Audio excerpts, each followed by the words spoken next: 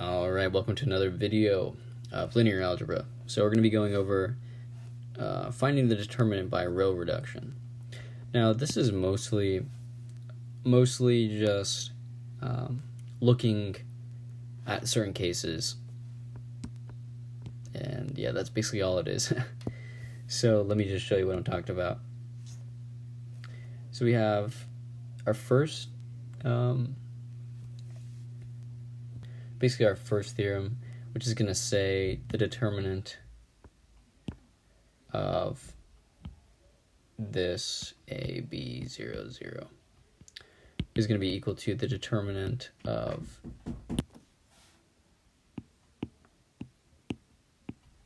so these are going to be equal to 0.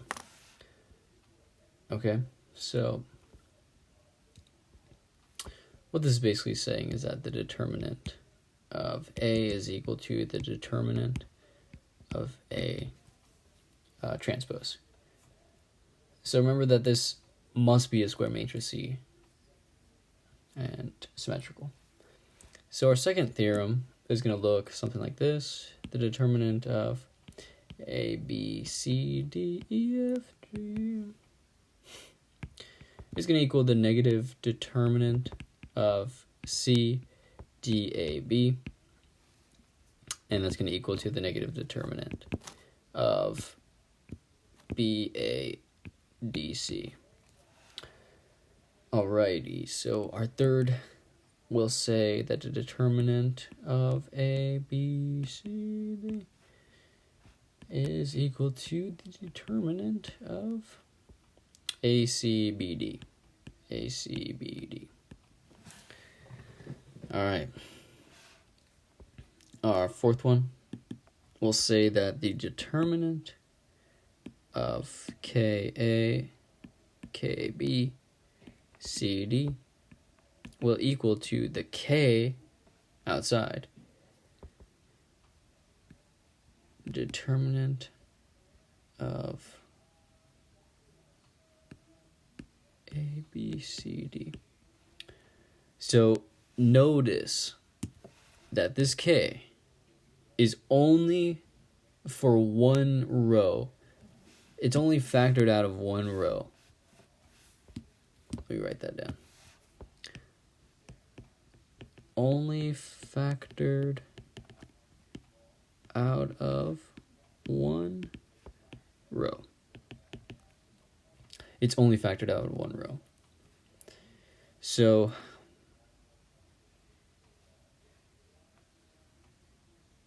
let's go to the next one.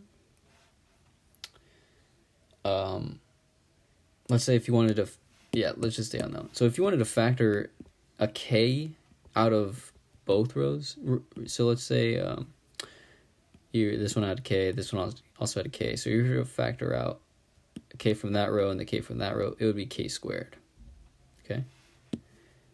Okay, so next we're going to look at number 5.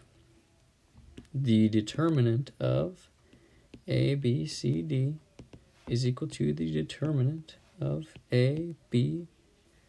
I should spread that out. K plus C, KB plus D. And the last one, 6, determinant of A, B, KA, KB. That's equal to the determinant of A, KA, B, KB, which is equal to 0. So, just know that you might have this like on a separate paper. When I was taking the class, like if I needed to refer to this, it was given to me. I didn't have to like memorize these, but it just depends. Okay, now so there are basically 3 operations that you could conduct. So let's go over those operations. Okay, so the operations are: 1 is switch 2 rows or columns. by putting a negative out. Number 2, you can factor a number out of a row. I just showed you how. 3, you can multiply a row, then add to another. Alright, so let's look at a problem so you know what I'm talking about. So let's say we have 3, 6, negative 9, 0, 0, negative 2, negative 2, 1, 5. Okay, so we have this, and we're going to basically pull out a 3 and then a negative 2 from, so we're going to take out the 3 from the first row, and we're going to take out that negative 2 from the second row.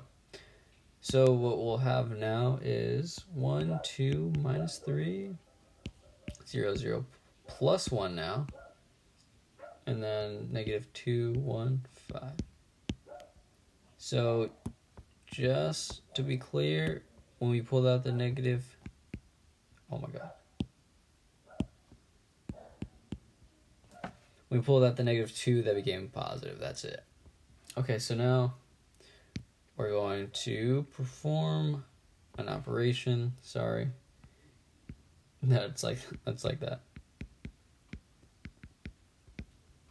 Okay, so now we're going to get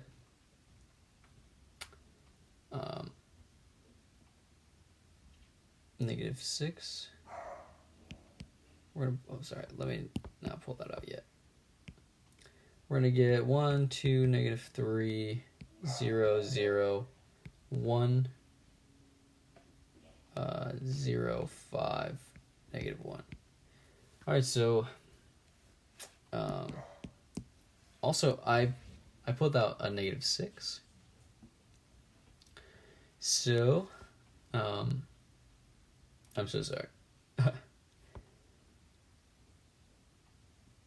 Remember when we move?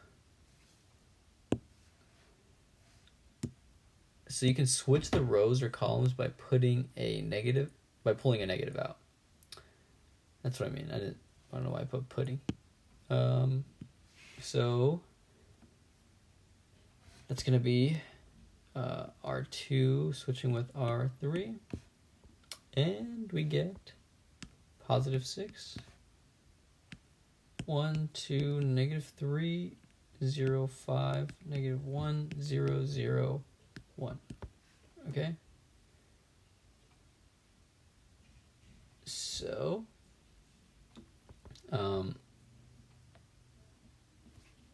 I'm sorry. These are actually the determinants. Okay. Because we're finding the determinant using operations. Okay, so basically the question would be like find the determinant using operations, maybe. Okay, so now that we have this diagonal, remember, and we have this little triangle of zeros, that means we could just multiply the diagonal numbers and we'll get our determinant. But don't forget about this 6 that I pulled out. I pulled it out from whatever this got me. Okay, so now we have 6 times 1 times 5 times 1, which is going to equal 30. So the determinant of whatever matrix is 30. So that's basically finding the determinant using those operations. The next video, I'll talk about the properties of the determinants and essentially using Cramer's rule. I know it's a big one that usually pops up. Pretty enjoyed that. Hopefully it helped.